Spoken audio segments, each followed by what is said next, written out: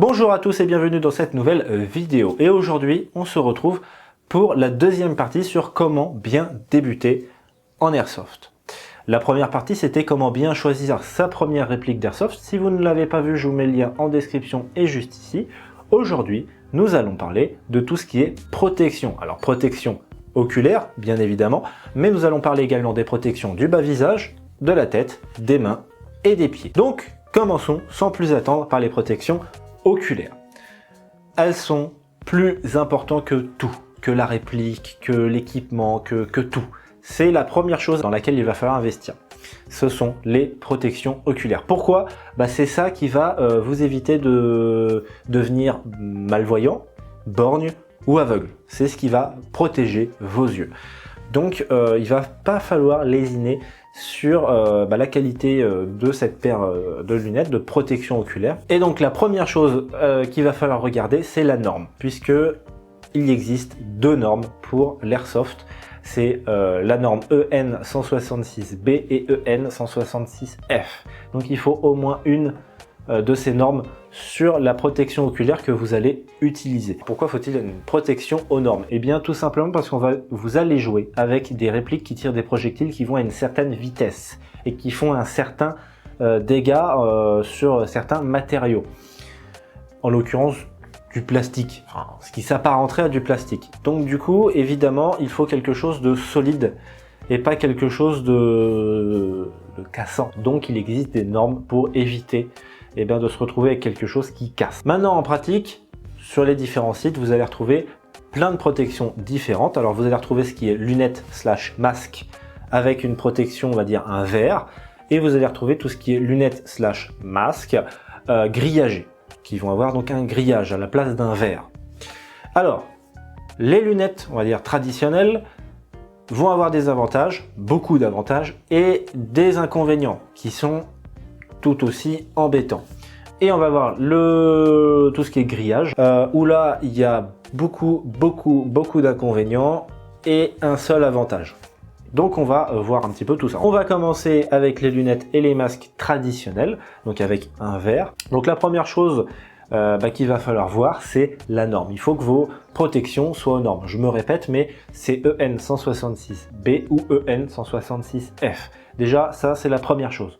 Parce qu'il se peut que sur certains sites spécialisés en Airsoft, vous retrouviez des lunettes qui ne sont pas forcément aux normes. Pourquoi, comment, je ne sais pas, mais c'est comme ça. Donc il faut bien faire attention à ce que vous achetez réellement. Ensuite, vous allez retrouver donc différents types de lunettes ou masques. La première chose, c'est des lunettes qui vont avoir un verre qui peut être interchangeable. Et donc, interchangeable, on va pouvoir changer la teinte de ce verre. Donc on va retrouver différentes teintes, on va retrouver la neutre, voilà, la couleur neutre on va dire. Donc là c'est quelque chose de très traditionnel. On va retrouver la teinte jaune qui est très intéressante parce qu'elle améliore les contrastes et vous permet de mieux voir en fait en basse luminosité, notamment en forêt. Moi je joue beaucoup en jaune quand je joue en forêt et ça marche bien. Moi j'aime bien, je préfère. Donc voilà pour la teinte jaune, et on va retrouver la teinte un petit peu type lunettes de soleil, j'ai plus le terme exact, fumée. Voilà. Donc on va retrouver la teinte fumée. Donc là qui peut être très intéressant si vous jouez sur des terrains découverts. Voilà, il y a des terrains qui sont aménagés avec beaucoup de palettes, mais il y a très peu d'ombre, et donc du coup s'il y a du soleil, c'est très intéressant d'avoir ce type de verre pour jouer tranquillement en fait, pas être embêté. Donc il existe donc ces trois types de teintes, et donc il existe certaines marques de certaines lunettes vont proposer des montures ou des masques qui permettent de changer ces verres. Ça va avoir deux avantages d'avoir ces solutions de protection. La première, c'est de pouvoir adapter la teinte de vos verres en fonction de là où vous jouez. Donc ça, c'est déjà très bien. Et la deuxième chose, c'est que vous allez pouvoir racheter des verres, et seulement le verre, si celui-ci est abîmé, c'est-à-dire rayé, ou commence à être fatigué, c'est-à-dire qu'il commence à y avoir des fissures parce que ça fait très longtemps que vous l'avez. Donc il est temps de changer le verre, et donc au lieu de racheter toute la protection oculaire, donc avec la monture ou tout le masque complet, vous rachèterez uniquement le verre. Donc ça, c'est extrêmement intéressant aussi comme solution. Maintenant, le gros défaut de ce type de lunettes, ça va être la buée. Alors, il y a certains joueurs qui ne sont pas du tout sujets à la buée. Dans ces cas-là, vous avez beaucoup de chance. Il y en a d'autres qui vont être sujets un petit peu à la buée et d'autres qui vont être énormément sujets à la buée. Moi, je suis de la troisième catégorie, c'est-à-dire ceux qui jouent 5 minutes et c'est fini. On a de la buée, c'est mort, c'est embêtant. C'est d'ailleurs ce qui m'a fait prendre la décision quand j'ai débuté de passer sur du masque grillagé, qui était bien pire en réalité. Donc, je vais vous donner mes petites astuces que moi j'ai fait pour repasser sur de la lunette traditionnelle. Déjà, quand vous allez acheter votre protection oculaire, assurez-vous que le verre a une protection anti-buée. Ça existe, il y a des lunettes qui ont une protection anti-buée directement adaptée sur le verre, ou alors il y a des protections, on va dire, aérothermales, où ils utilisent le terme thermal. En fait, c'est des protections double écran, ou voilà, il y a une protection en tout cas qui permet de réduire l'apparition de la buée. Et moi, personnellement, j'ai une protection double écran, et ça marche très très bien. Voilà, enfin, ça marche très bien. Après, il faut une bonne ventilation aussi. C'est un point important, mais ça marche vraiment bien et j'ai quasiment pas besoin d'utiliser d'anti-buée. Sinon, il y a la solution extrême, c'est utiliser de l'anti-buée. Ça marche très très bien, beaucoup en utilisent et ça fonctionne en fait, donc il suffit juste de s'en servir. Et évidemment, il va falloir avoir un entretien de vos lunettes, donc il faut avant et après chaque partie les nettoyer proprement, correctement, pour que aussi la buée n'apparaisse pas aussi rapidement que ça pourrait l'être. Donc voilà pour les différentes solutions qui peuvent exister. Après, c'est à vous d'aller regarder ce qui existe. À l'opposé des lunettes traditionnelles, on va retrouver les lunettes slash masques grillagées. Donc à la place d'avoir un verre, on a un grillage. La première chose, et c'est là le gros défaut, c'est qu'on n'a pas de normes sur ces grillages. Donc ces grillages sont solides dans une certaine mesure, mais le problème c'est qu'il n'y a pas de normes, donc il y a un danger potentiel à un moment donné. Donc ça, c'est un inconvénient sur ces types de protection. Le seul avantage d'ailleurs que ces protections offrent, donc les masques grillagés, c'est qu'ils ne sont pas sujets à la buée. Évidemment, il n'y a pas de protection, c'est des petits trous. Le souci, à contrario d'avoir de la buée, ça va assombrir considérablement votre vue et vous aurez même une perte, c'est-à-dire que passer 35 mètres, ça sera difficile de voir quelque chose, surtout en forêt, parce que ça assombrit énormément la vue. Ça vignette aussi un petit peu, si je puis dire, c'est-à-dire que vous perdez vraiment sur les côtés, quand ça commence à être un peu arrondi, vous perdez énormément d'informations, vous voyez beaucoup moins sur les côtés, vous voyez ce qui se passe en face, mais de façon très assombrie et très très mal. Moi personnellement, donc j'ai fait 4 à 5 parties avec ce type de lunettes en forêt, donc c'était vraiment une horreur. Ah, j'avais pas de buée, mais j'avais tout le reste. C'est-à-dire que quand je jouais, quand vous êtes en déplacement, que vous bougez, vous ne voyez rien, quasiment rien. Et quand je vous dis passer 25, 30, 35 mètres, vous ne voyez rien du tout. C'est-à-dire que vous êtes obligé de vous arrêter, en tout cas moi je m'arrêtais, derrière un arbre, et j'étais obligé de regarder où est-ce que les ennemis étaient pour pouvoir voir où est-ce qu'ils étaient et ensuite pouvoir les aligner. C'était vraiment le gros défaut de ces lunettes lunettes slash masques grillagés, si on retrouve des lunettes et des masques.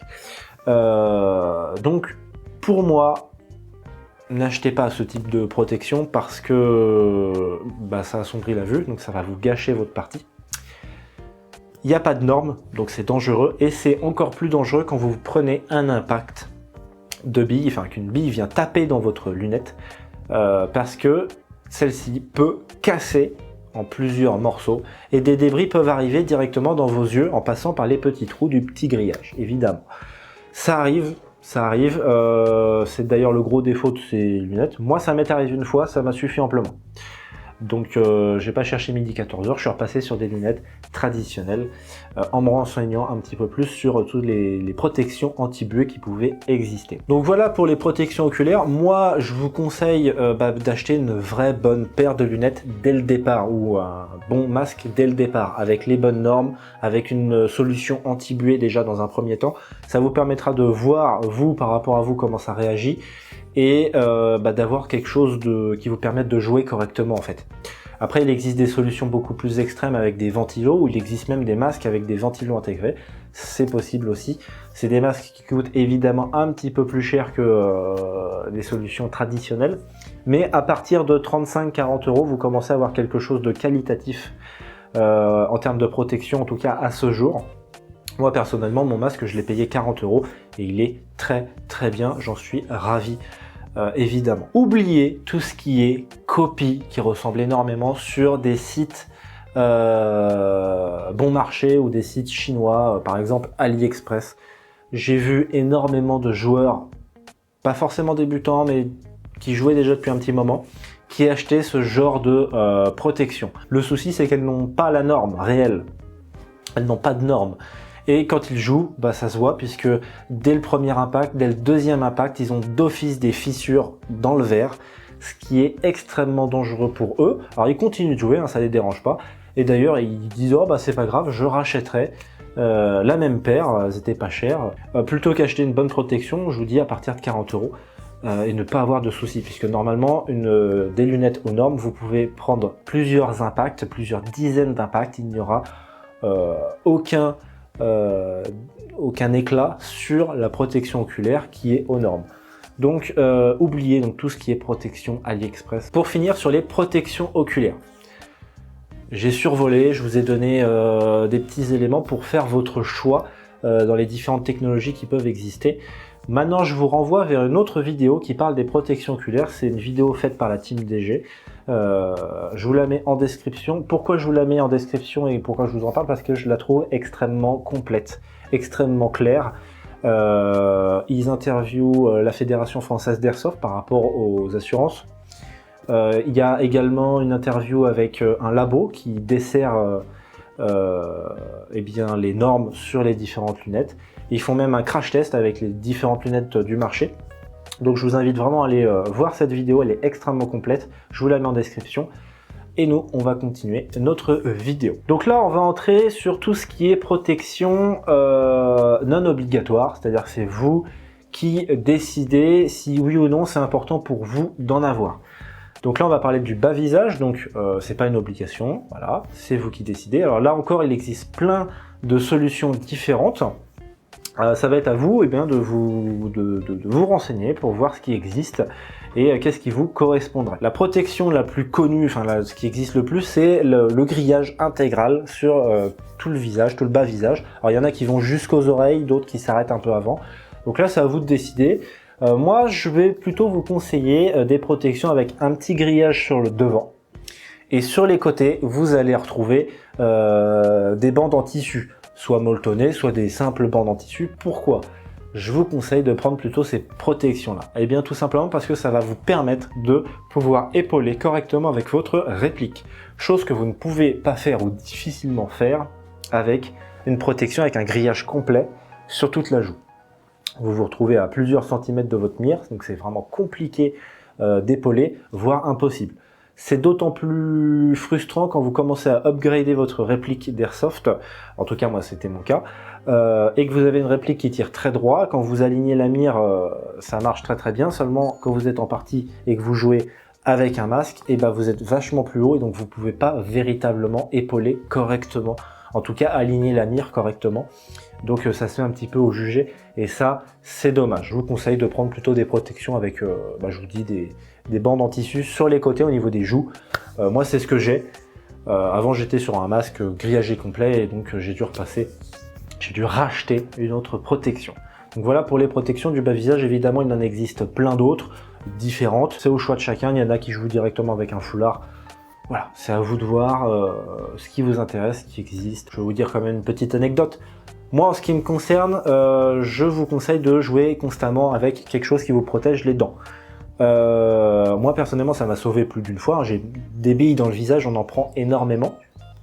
Ça a l'air de rien comme ça, mais on en prend énormément. C'est pas la volonté des joueurs d'en face, mais on en prend. Et moi, personnellement, ça m'a sauvé d'un tir réflexe d'un joueur qui joue avec une batteuse. Je suis sorti d'une espèce de tranchée. Et lui, il avançait, il m'a vu et il a eu un tir réflexe. Donc il avait une batteuse assez upgradée quand même, donc il avait facilement du 20 billes secondes, hein. Donc ça vous donne un petit peu une idée. Et donc évidemment, il a eu un tir réflexe, il était à 15 mètres de moi, où il est remonté en rafale, et je me suis pris une rafale de billes sur tout le haut du corps, et j'ai pris une bonne dizaine de billes au niveau de la tête. Si j'avais pas eu de masque grillagé au niveau des dents, je sais pas trop ce qui se serait passé. Donc voilà pour la petite anecdote au niveau du protection bas visage. Bien, on va passer maintenant au couvre-chef, ce qui va protéger votre tête. Alors il existe des casquettes, il existe des chapeaux de brousse, des bonnets, enfin tout ce que vous voulez. Il existe même des casques. Alors, pourquoi un chapeau de brousse? Pourquoi une casquette? Pour plein de raisons. Déjà, ça va vous protéger du soleil. Le soleil qui tape sur votre visage, sur le haut de votre tête, ça peut être embêtant. Ça va créer aussi une ombre au niveau de votre champ de vision. Le matin, le soir, le soleil est bas. Ce qui fait que vous pouvez vous retrouver avec des rayons de soleil qui viennent taper dans votre protection oculaire et qui va venir créer un voile devant vous et vous ne verrez rien. Donc c'est très embêtant. Et si vous avez un chapeau de brousse, si vous avez une casquette, eh bien ça empêche justement le fait d'avoir ce voile sur votre lunette, ce voile de soleil. Mais ça ne protège pas que du soleil, ça protège aussi des impacts de billes. Parce que l'air de rien, des billes, eh bah, ça fait mal, enfin, surtout dans la tête. Si vous n'avez pas beaucoup de cheveux, bon moi j'en ai beaucoup, mais si vous en avez beaucoup moins que moi, évidemment, les impacts, vous allez les sentir. Moi personnellement, la première bille que j'ai pris dans la tête, donc c'était ici, c'était une bille de sniper, je l'ai senti passer. De ce jour, je joue qu'avec une casquette, qu'avec un chapeau de brousse, parce que ça protège aussi des billes qui viennent taper. En tout cas, ça amortit et ça évite que vous preniez de plein fouet une bille sur le haut du crâne. Donc là, c'est très pratique d'avoir une casquette, un chapeau de brousse. À l'opposé, vous avez les casques. Alors pour moi, les casques servent pour la déco, évidemment, c'est votre style, c'est vous si vous jouez avec un casque ou non. Mais c'est surtout que ça va vous protéger si vous jouez en CQB. Ça va être vraiment un élément de sécurité pour votre tête. Si vous chutez, par exemple, comme on va jouer dans des univers avec beaucoup de béton, si vous chutez dans des escaliers par exemple, si vous avez un casque, ça peut véritablement protéger votre crâne. Si vous décidez de passer l'encadrement d'une fenêtre, escalader un petit peu et que vous vous tapez le haut du crâne, si vous avez un casque, eh bien ça vous protège. Si vous jouez dans des milieux un petit peu industriels, comme quand j'étais allé filmer la 4, je vous mets la vidéo en description. Donc c'était un bâtiment avec à l'intérieur des racks industriels. C'est pareil, il y a des petites poutres en métal qui sont à hauteur de tête, même un petit peu plus bas. Si on décide de se faufiler et qu'on remonte, on a vite fait de se cogner la tête et ça peut vite faire mal, ça peut vite saigner. Si vous avez un casque, ça vous protège. Ça vous protège également si vous faites des progressions dans les escaliers, que vous avez des tirs de haut vers le bas et que vous êtes en bas. Des billes qui viennent taper dans votre tête, si vous avez un casque, ça peut vous protéger véritablement. Parce qu'une fois encore, des billes sur le haut du crâne, ça fait mal. Donc voilà pour tout ce qui est protection couvre-chef. Moi j'aime bien avoir au moins quelque chose, au moins un chapeau de brousse, et sinon au mieux un casque, évidemment. Bien, on va changer un peu de sujet et on va passer aux mains. Alors, les mains, là encore, il n'y a pas 36 solutions, c'est des gants. Alors là encore, c'est un choix, évidemment, personnel. C'est vous qui voyez si oui ou non je joue avec des gants ou pas. Moi j'aime bien en avoir, ça protège de plein de choses. Ça protège des impacts de billes, puisque une bille dans les doigts notamment, ça fait très très mal, ou dans les ongles. Si vous êtes en CQB ou si vous êtes dans une progression, dans un bâtiment, dans un bunker, dans une tranchée, et que le tir se fait à 5 mètres tout juste, même si c'est au PA, dans les doigts vous allez les sentir les billes, hein. Donc évidemment avoir des gants, ça protège énormément. Donc moi j'aime bien jouer qu'avec des gants tout le temps, quelle que soit la situation. Et au-delà de protéger des billes, ça va vous protéger de la nature dans laquelle vous progressez. Si vous jouez en forêt, vous avez vite fait de tomber sur, je pense aux coques de marron par exemple, vous savez, avec toutes les épines là. Ça vous protège vite fait des ronces, de toutes les plantes qui peuvent être coupantes. Ça vous protège aussi des barbelés qui peuvent être au niveau du ras du sol. Voilà, ceux qui font de la détection savent de quoi je parle. Bien souvent, on a des barbelés qui traînent au sol, on les voit pas, mais par contre, si vous progressez au sol en plein jeu et que vous tombez sur un barbelé qui est sous un tas de feuilles, si vous n'avez pas de gants, ça peut vite vous faire mal. Idem en milieu urbain. Si vous êtes au sol, tout ça, ça peut vous protéger de toutes les égratignures ou des petits cailloux qui peuvent être un peu pointus et qui peuvent vous être désagréables en fait, et puis vous embêter sur le moment. Donc avoir des gants, ça vous protège de tout ça. Et c'est extrêmement intéressant d'en avoir. Alors pour les gants, là il y a un peu tous les tarifs. Je vous déconseille une fois de plus de prendre des gants à bas prix, des gants cheap, c'est-à-dire 10-15 €. Pourquoi? Parce que ces gants sont très souvent mal faits, mais surtout mal coupés. Donc en fait, ils vont pas être super agréables à porter. Donc du coup, le mieux, c'est de prendre des gants un petit peu plus haut de gamme, j'ai envie de dire. Donc à partir de 25, 30, 35 €, on a des bonnes paires de gants qui sont plutôt bien coupés, avec des matériaux relativement nobles. Je pense à du cuir, à du daim, ou même des tissus assez résistants. Alors le daim, j'en ai personnellement. Alors c'est pas du daim, c'est du cuir retourné. C'est pas hyper ouf au niveau de tout ce qui est entretien. Mais par contre, ça offre vraiment des protections très solides. Et ça, c'est par contre très intéressant. Mais au niveau de l'entretien, c'est pas évident. C'est le seul inconvénient. Donc voilà. Et après, évidemment, vous avez des paires de gants qui sont à plus de 30 €. Voilà, c'est à vous de voir en fonction de votre budget ce que vous recherchez. Pareil, au niveau des coques, vous allez retrouver plein de protections différentes. Il y a des caoutchoucs qui sont pleins et donc assez costauds. Vous avez des coques comme sur les gants de moto. Et après, vous avez sur les trucs cheap où là c'est vraiment du plastique mal positionné ou du mauvais caoutchouc qui a tendance à se déchirer tout seul. C'est pas hyper terrible. Donc vraiment prendre soit vraiment du milieu de gamme, soit du haut de gamme. Ne pas lésiner parce que sinon vous allez vite vous retrouver embêté à devoir racheter une autre paire un petit peu plus haut de gamme parce que c'est mal coupé, parce que c'est pas confortable à porter. Donc voilà au niveau des gants. Et j'aimerais terminer sur les pieds, enfin les chaussures. Pourquoi? Eh bien pour moi c'est un élément de sécurité extrêmement important. Vous avez vite fait de vous ruiner une partie complète parce que vous n'avez pas la bonne paire de chaussures et que vous avez mal aux pieds, que vos pieds sont mouillés et que c'est atroce. Moi personnellement, c'était mon cas lors de ma toute première partie d'Airsoft. Il avait plu, j'avais les pieds mouillés, j'avais pas une bonne semelle et donc j'ai souffert. Donc, je suis pas expert en chaussures, ni en différentes marques qui peuvent exister. Je sais que moi j'ai deux critères, qu'il y ait une excellente semelle, bien haute, bien confortable, qui vous évite de sentir les aspérités du terrain. Ça c'est important pour moi. Et la deuxième chose extrêmement importante, c'est que votre paire de chaussures soit étanche. Il faut que vous ayez une paire de chaussures étanche. Pourquoi? Eh bien parce que quand il pleut, quand vous marchez dans de l'herbe un peu mouillée ou quoi au caisse, vous avez les pieds mouillés et croyez-moi, jouer avec des pieds mouillés pendant toute une journée, c'est l'horreur. Et donc là encore, on en a pour tous les tarifs. Une bonne paire de chaussures, même une paire de Rangers française, ça tourne autour des 50 € neuf. Et évidemment, ça va plus cher que ça, on a 100, 150 €. Donc là, après, c'est en fonction de vous, votre budget, du style que vous voulez avoir. Mais gardez ça en tête, de bien avoir quelque chose d'étanche et de costaud au niveau de la semelle. Pour le reste, c'est vous qui voyez. Moi, je ne m'y connais pas plus que ça au niveau des chaussures. C'est juste les critères que moi j'ai. Donc voilà un petit peu à quoi il faut penser quand on débute en Airsoft au niveau des protections. Alors donc c'est des éléments extrêmement importants parce que c'est grâce à ça que vous allez être en confiance en jeu. C'est-à-dire se dire est-ce que je rentre dans le bâtiment, ouais, mais si je me prends une bille dans le visage, est-ce que ça va pas me péter une dent? Enfin tout ça, ça va jouer, en fait toutes ces protections vont jouer sur votre confort à vous en jeu, notamment oculaire.